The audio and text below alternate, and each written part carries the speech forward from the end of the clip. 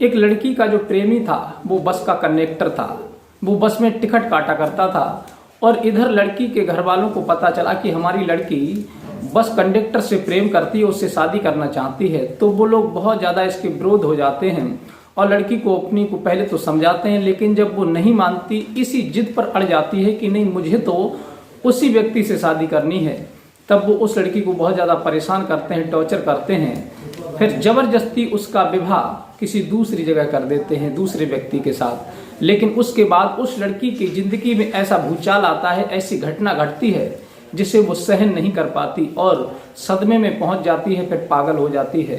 अंत में फिर उस लड़की का क्या होता है, ये पूरी सच्चाई इस वीडियो के माध्यम से जानने का प्रयास करेंगे। नमस्कार, प्रणाम, मैं हूँ रितेश कुमार।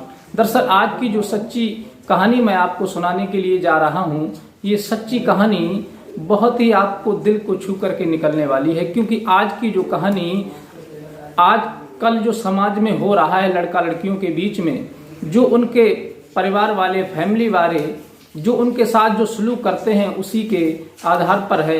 इसलिए आपसे निवेदन है कि आप इस वीडियो को पूरा देखें और हमारे चैनल को लाइक सब्सक्राइब जरूर कर दें। क्योंकि एक गांव में एक व्यक्ति जिसका नाम धर्मवीर था, उसका एक लड़का था। उस लड़के का नाम पवन सिंह था। धर्मवीर कोई दूसरा कार्य नहीं करता था, केवल अपनी खेती किसानी का कार्य था उनका, और खेती किसानी करके जो भी पैसा बचता था, जो भी उनकी जीविका थी, वो अपनी खेती किसानी से चला रहे थे।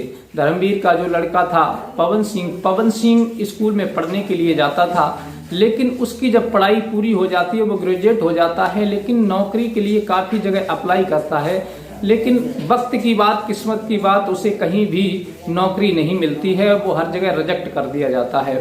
तो लड़का बहुत ज़्यादा परेशान हो जाता है, सोचने लगता है कि मैं इस तरह से खेती किसानी करके कैसे अपनी जीविका चलाऊंगा, आगे कैसे बढ़ पाऊंगा। ये विचार करके सोचता है कि कहीं कोई धंधा देख लूं, लेकिन जब उसे कोई काम नहीं मिलता तब वो एक बस पर रहने लगता है और कंडक्टर बन जाता है। प्राइवेट बस पर रह करके वो टिकट काटने लगता है। धीरे धीरे यही क्रम था उसका।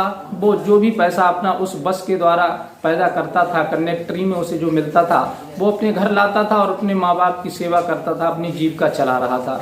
जिस रास्ते पर वो बस चलाता था उसी रास्ते पर एक कॉलेज था। उस कॉलेज की बहुत सारी लड़कियां रोज प्रत्येक दिन उसी बस में सवार होकर के सुबह अपने कॉलेज जाती थीं, और जब छुट्टी होती थी तब उधर से जब बस आती तो उसी बस में बैठ करके वो लड़कियां अपने शहर कस्बे में जहाँ की थी वहाँ चली जाती थीं।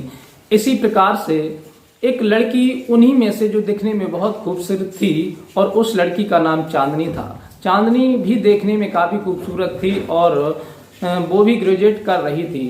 तभी वो कनेक्टर जो था उस लड़की के पास जाता है, पैसे मांगता है, लेकिन वो लड़की पैसे देने को मना कर देती है कि हमारे पास पैसे नहीं है, हम कॉलेज से आए हैं। लड़का उसे कुछ नहीं कहता है और वहाँ से चला जाता है। उनके रोज का यही क्रम था कि लड़कियाँ रोज अपनी कॉलेज के लिए बस में चढ़ती थीं और बस वहीं कॉलेज पर उतार करके चली जाती थी। उधर से बस आती थी, फिर उन्हें लेकर के उनके स्टैंड पर उतार देती थी। कंडक्टर उसका जो प्रेम था उस लड़की से ज़्यादा बढ़ने लगता है। अब वो लड़की को जब भी वो बस में आती है तो उसे सीट दे देता है, बिठा लेता है और उससे पैसे भी नहीं मांगता। फिर उसके व्यवहार को जब वो लड़की देखती है तो उसकी तरफ वो आकर्षित होने लगती है कि ये लड़का तो बहुत अच्छा है, दिखने में भी काफ़ी खूबसूरत था, क्योंकि उम्र भी उसकी ज़्यादा नहीं थी, लगभग 20 वर्ष की उम्र थी।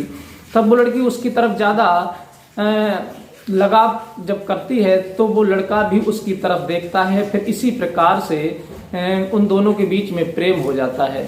धीरे धीरे इसी प्रकार से जब उनके बीच में जब प्रेम होता है तो प्रेम की सीमा उनकी काफ़ी हद तक आगे बढ़ जाती है। फिर वो एक दूसरे से नंबर ले लेते हैं और लड़की की जब बातें उस लड़के से होती हैं तो लड़की कहती है कि हमें आपसे विवाह करना है। तब लड़का कहता है कि हमसे विवाह करके क्या करोगी, क्योंकि मैं एक बस का कंडक्टर हूँ, मेरी स्थिति इतनी बढ़िया नहीं है। वो कहती है कि प्रेम में कुछ देखा नहीं जाता, प्रेम एक स्वार्थ नहीं होता, प्रेम तो निस्वार्थ के भाव से किया जाता है। और फिर तुम्हारे पास कुछ नहीं है, इससे हमें कोई मतलब नहीं है, हमने प्रेम तुमसे किया है, तुम्हारी दौलत से नहीं किया है। तब वो लड़का कहता है ठीक है, लेकिन एक बात तो बताओ, क्या तुम्हारे घर वाले इस रिश्ते को मान जाएंगे? क्या हमसे तुम्हारा विवाह कर देंगे? वो कहती है कि घर वालों को तो मैं राजी कर लूंगी, पहले तुम अपने घर वालों से बात करो। ये बात सुन करके लड़की की, वो पवन सिंह लड़का जो था कंडक्टर, वो अपने माँ बाप से बात करता है। तो उसके माँ बाप कहते हैं ठीक है बेटा, जैसी आपकी मर्जी, अगर आपको लड़की पसंद है और उसके घर वाले रिश्ता के लिए तैयार हैं, शादी के लिए, तो हम भी तैयार हैं।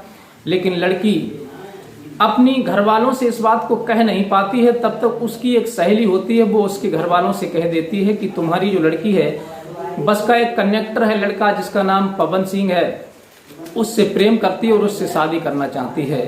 तब उस लड़की के घर वाले, चांदनी के घर वाले, सुनते हैं कि ये लड़की बस के कंडक्टर से शादी करेगी। उससे बहुत ज्यादा खफा हो जाते हैं और उससे नाराज होते हैं, कहते हैं कि तू पागल हो गई है, आखिर हम तेरा विवाह अच्छे परिवार में करना चाहते हैं, अच्छी जगह करना चाहते हैं, और तू एक बस कंडक्टर से विवाह करना चाहती है। तू इन बातों को अपने दिमाग से निकाल दे कि तेरा विवाह उस कंडक्टर के साथ होगा। ये बात लड़की जब सुनती है तो वो बहुत ज़्यादा परेशान हो जाती है और अपने प्रेमी के लिए पवन सिंह को फ़ोन करके कहती है कि हमारे घर वाले इस रिश्ते को राजी नहीं हैं, लेकिन मैं तो तुमसे ही शादी करूंगी, चाहे कुछ भी हो जाए। तब वो लड़की उसके साथ भागने का डिसाइड कर लेती है और वो लड़का भी राजी हो जाता है। तब उसके घर वालों को पता लगता है कि हमारी लड़की जाने वाली है। तब रात में वो लड़की जब घर से भागती है तो उसके घर वाले घेर लेते हैं उस लड़की को और फिर उसे बहुत ज़्यादा मारते पीटते हैं, टॉर्चर करते हैं और फिर उसे घर ला करके बंद कर देते हैं कमरे में। तब उसके लिए दूसरा रिश्ता तलाश करते हैं कि इसका विवाह जल्दी से दूसरी जगह कर दो। अब वो लड़की बहुत ज़्यादा परेशान होती है, रोती है, चिल्लाती है, लेकिन उसकी कोई नहीं सुनता। जब वो लोग दूसरी जगह घर ढूंढ लेते हैं, एक लड़का मिलता है अभय, जो एक प्राइवेट नौकरी करता था। उसके लिए उस लड़की चांदनी का रिश्ता उसके घर वाले तय कर देते हैं। अब उसका विवाह जबरदस्ती उस लड़की का अभय के साथ में कर देते हैं, लेकिन लड़की जो थी अपने प्रेमी से दूर नहीं होना चाहती थी, बहुत ज़्यादा उसे प्यार करती थी, उसके बिना एक पल भी रहना नहीं चाहती थी। आखिर उसके दिल पर अपने प्रेमी से दूर होने की जुदाई क्या थी, क्या दर्द था उसके अंदर, ये तो वही जान सकती है, दूसरा कोई नहीं जान सकता। वो लड़की इतनी दुखी हो जाती है, इतनी परेशान हो जाती है, बिल्कुल टूट जाती है। उसके अरमान जो थे वो सब मिट्टी में मिल जाते हैं। सोचती है कि अब मैं क्या करूं, घर वालों ने मेरा विवाह कर दिया, आखिर मेरा प्रेमी कैसे रहता होगा, वो मेरे बारे में क्या सोचता होगा कि मैं धोखेबाज हूँ, बेवफा हूँ, मैंने उसे धोखा दे दिया। लेकिन कहते हैं कि वक्त के आगे किसी की नहीं चलती, समय जो कराता है, जिसकी किस्मत में जो लिखा होता है वही होता है। इधर तो लड़का पवन सिंह भी बिल्कुल पागलों की भांति घूमने लगता है, लेकिन वो अपने कार्य को नहीं छोड़ता। जिस कार्य को वो कर रहा था, कंडक्टरी कर रहा था बस पर, वो करता रहता है, लेकिन रात दिन उदास रहता है, ना तो ढंग से खाता है पीता है, अपनी प्रेम का की गम में हर समय डूबा रहता है। धीरे धीरे वक्त बीतता चला जाता है, 1 बरस बीत जाती है और 1 बरस के बाद में, लेकिन इधर चांदनी का जिस लड़के के साथ में विवाह हुआ था अभय का, वो अभय अपनी पत्नी चांदनी को अपनी गाड़ी में बिठा करके कहीं जा रहा था। उसी रास्ते से गुजर रहा था जिस रास्ते पर पवन सिंह अपनी बस चलाता था। अकस्मात कहते हैं कि वक्त बड़ा बलवान होता है, वक्त कुछ भी इंसान से करा दे, समय कुछ भी करा दे।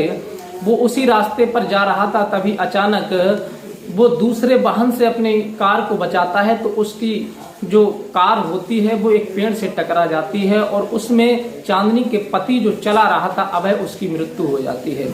तभी तक वो पवन सिंह जो था वो अपनी बस लेकर के उधर से आ रहा था, उसने देखा कि यहाँ एक्सीडेंट हो गया है, तो वो अपनी बस को साइड में रुकवा लेता है और उतर के जाता है, देखता है कि आखिर कौन है। तब उसकी नज़र उस चांदनी पर पड़ जाती है, तो चांदनी जो थी एकदम से देख करके उसे रोने लगती है और अपने पति की हालत को जब देखती है तो एकदम सदमे में पहुंच जाती है और वो पागल हो जाती है।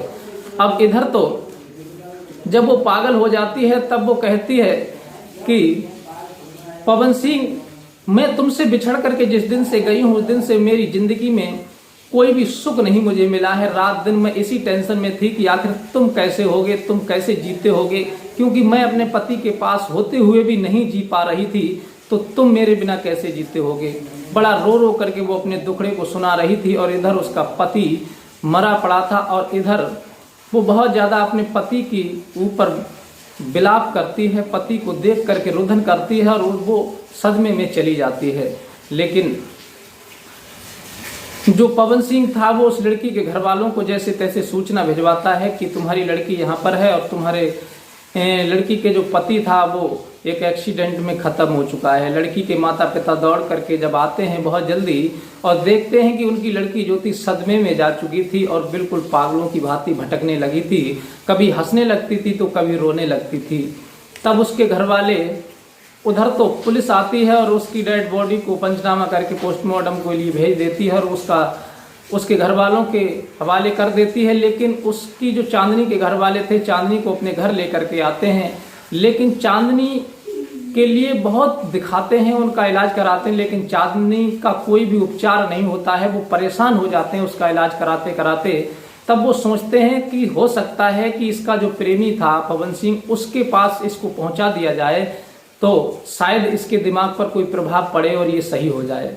तब वो उस चांदनी को लेकर के उसी लड़के के पास आते हैं पवन सिंह के, और पवन सिंह से कहते हैं कि बेटा थोड़ी सी कृपा कर दो तो हमारी इस लड़की को तुम अपने पास रख लो, क्योंकि ये सदमे में पहुंच चुकी है। हो सकता है कि तुम्हारी यादों को ये दोबारा से याद करे तो इसकी मानसिक स्थिति सही हो जाए। पवन सिंह इस बात को राजी हो जाता है और चांदनी को अपने पास रखता है। और चांदनी जैसे ही अपने प्रेमी को देखती है और वो अपनी पुरानी बातों को याद करती है और फिर तब वो थोड़े से उसकी दिमाग की स्थिति सुधार में आती है। लेकिन पवन सिंह उसे लेकर के हॉस्पिटल जाता है, वहाँ उसका इलाज कराता है और हर समय उसके सामने जब रहता है तो चांदनी बहुत जल्दी ठीक हो जाती है, क्योंकि उसके सामने उसका प्रेमी आ चुका था। इसलिए वो अपने पति की याद को भूल गई थी, उस एक्सीडेंट के सदमे को भूलती जा रही थी और अपने प्रेमी की नई यादों में खोती जा रही थी।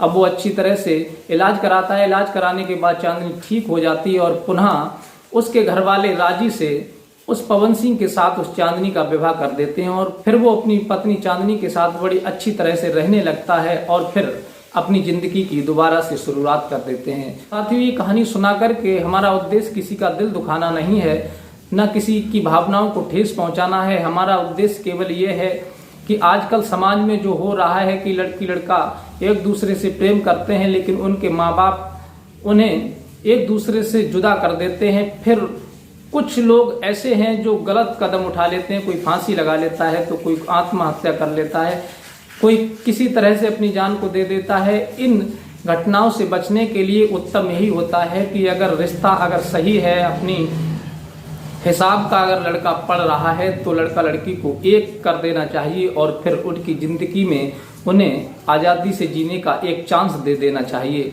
बस यही हमारी कहानी का उद्देश्य है और मिलते हैं इसी प्रकार की कोई नई कहानी के साथ। अपनी राय हमें कमेंट में दे सकते हैं, क्या पवन सिंह ने चांदनी को अपनाया, ये अच्छा किया या गलत किया, या पवन सिंह को ऐसा नहीं करना चाहिए। जो भी आपकी राय है अपनी राय हमें कमेंट में दे सकते हैं और मिलते हैं इसी प्रकार की कोई नई कहानी के साथ। तब तक के लिए नमस्कार।